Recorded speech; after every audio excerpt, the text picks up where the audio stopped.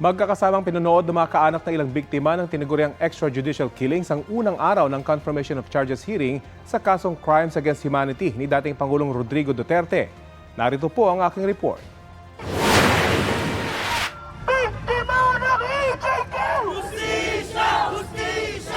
People power laban sa mga extrajudicial killing, panawagan ng mga nagprotesta sa Boy Scout Circle sa Quezon City. Hindi pa natutuyo ang ating mga luha! Giit ng Grupo Akbayan at simbahan at komunidad laban sa katiwalian. Babantayan nila ang pag-usad ng kaso ni dating Pangulong Rodrigo Duterte sa International Criminal Court. Dapat daw makonvict ang anilay utak ng mga pagpatay. Nagtipon-tipon din sa Maynila ang mga kaanak ng mga EJK victim bilang bahagi ng program Paghilom. Si Maria namatayan ng 2 anak noong 2016, unang bugso ng drug war.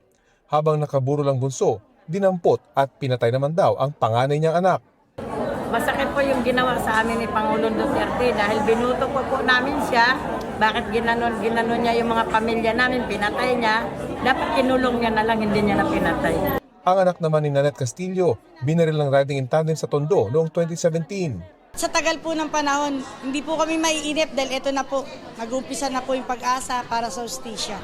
Ang alaala ng mga namatay sa EJK ang layong panatilihing buhay ng Paghilom Mobile Museum. Tampok ang iba't ibang alaala ng mga EJK victim tulad ng mga larawan, diorama, damit ng isa sa mga namatay at mga death certificate.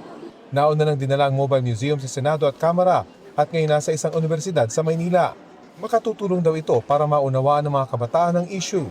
It helps preserve memory and history, a call for an assurance that never again of such thing should be allowed to take place. Sa mga anak mo,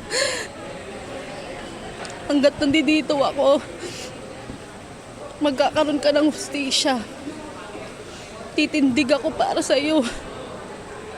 Huwag ka mag-alala sa mga bata. Ang pagsisimula ng confirmation of charges hearing, palakpakan ng isinalubong ng mga kaanak ng mga EJK victim sa kanilang group watch sa Quezon City. Nagpalakpakan din sila nang magsalita si Attorney Joel Butuyan na isa sa mga common legal representative ng mga biktima.